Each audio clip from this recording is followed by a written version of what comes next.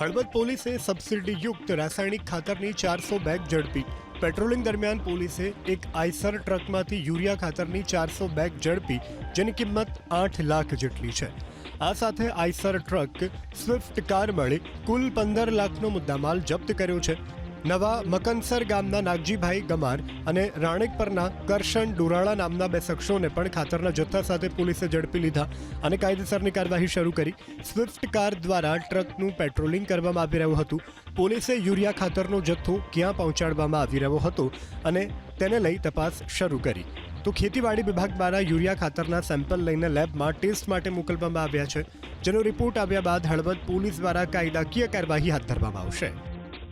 કોઈબા ગામના પાટિયા પાસે ગેરકાયદેસર સબસિડીયુક્ત રાસાયણિક યુરિયા ખાતરનો જથ્થો આશરે 400 બેગ જે ઇફકો કંપનીની મળી આવેલ, તેની કિંમત ₹8,04,56 થાય.